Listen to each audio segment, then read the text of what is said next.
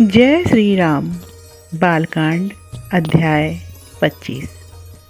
जिस समय जनकपुर के नर नारियों ने उन दोनों राजकुमारों को देखा, उस समय उन्होंने उन्हें देखकर मन में प्रसन्न हो अपने नेत्रों की पलकें गिराना रोक लिया, अर्थात एकटक दर्शन करने लगे।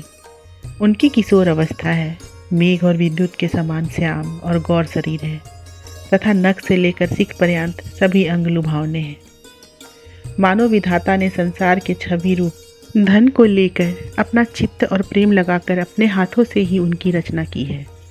प्रतिज्ञा और प्रेम की खींचातानी में पड़कर महाराज जनक बड़े संकट में पड़े हुए हैं।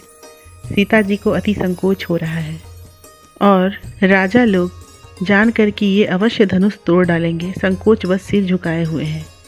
इसी समय गुरु जी की आज्ञा पा रघुकुल केसरी प्रवर भगवान राम उठे। प्रभु ने खेल ही में धनुष को तोड़कर जय और जानकी प्राप्त कर ली। तुलसीदास जी कहते हैं, रघुनाथ जी की उस कीर्ति को मुनियों ने तीनों लोकों में गाया है। रघुनाथ जी ने मुनि के चरण कमलों की रज मस्तक पर धारण की तथा रामचंद्र जी का रुख देख और लक्ष्मण जी की आज्ञा पा पृथ्वी ने अपने धारण करने वाले शेष कूर्म बराह आदि को सावधान कर दिया। जानकी जी गणेश, गुरु सतानंद, पार्वती, शंकर और ब्राह्मणों का स्मरण कर सोच एवं संकोच करने लगी। संकोच में स्वभाव धारण कर उनकी बान ही है। फिर श्री रघुनाथ जी से भी मन ही मन कहने लगी कि आप तो दीन बंधु, कृपा सागर, साहसी और शील समुद्र हैं। इस समय धनुष और पिता के प्रण की दृढ़ता देखकर मुझे सभा का संकोच हो रहा है तथा कुल की लज्जा भी है। उस समय राजाओं के पुरुषार्थ, जनक जी के प्रण तथा विशेषकर अपने प्रति सीता जी के प्रेम और ऐसे नियम को देखकर कि मेरा शरण लेने पर भी उनके हृदय में बड़ी खलबली पड़ी हुई है। भगवान ने धनुष को दाहिना दिया। ऐसा करते ही वह धनुष सहमकर अत्यंत लघु हो गया, जैसे किसी जड़ को देखकर महासर्प व्याकुलता पूर्वक सिकुड़ जाता है।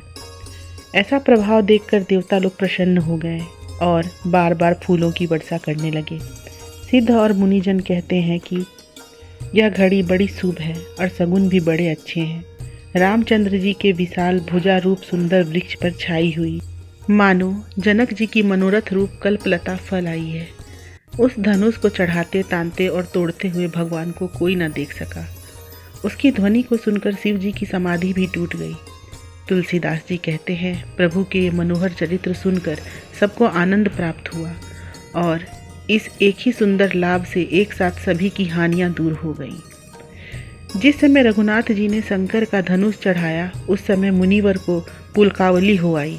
नगर में आनंद छा गया तथा देवता लोग देखकर आकाश में बाजे बजाने लगे। जिस धनुष ने सभी राजाओं को बिना नाक का कर दिया था, यानी अपमानित कर रखा था और सभी का विषाद बढ़ाया था, वही प्रभु के हाथ का स्पर्श होते ही टूट गया, मानो उसे महादेव जी ने ही ऐसे ही पढ़ रखा था।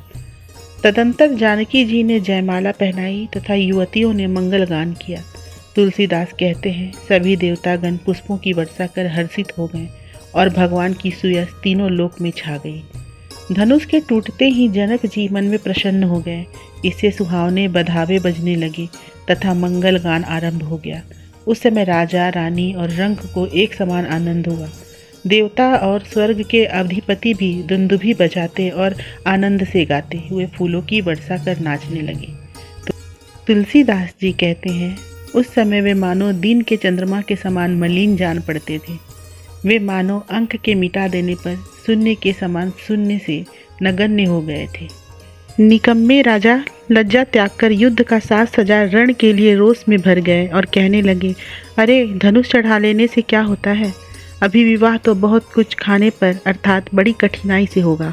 ऐसा कहकर वे भाले निकाल लेते हैं और तलवारों को खूब चमकाते हैं। यह जानकर पूर्ववासी तो भयभीत हो गए, किंतु लक्ष्मण जी उन्हें धैर्य बंधाकर हंसने लगे और बोले, अरे इनका बल तो धनुष ने अच्छी तरह जांच लिया है। ये मूर्ख अपने कुल को लजाते और व्यर्थ गाल बजाते हैं अथवा क्रूर काल से वशीभूत होकर तमतमा कर त्रिदोष में पड़कर बकवास कर रहे हैं। ऐसा कहकर राजकुमार लक्ष्मण ने भौहें चढ़ा ली। अब उनको सामने से कौन देख सकता था।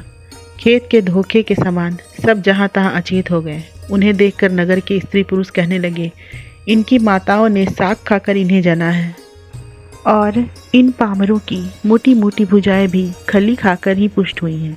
इस प्रकार राम के प्रताप रूप सूर्य के उदित होते ही संपूर्ण लोक रूप कमल एवं चकवा चकवी प्रसन्नचित हो गए तथा शोक रूप सरोवर सूख गए।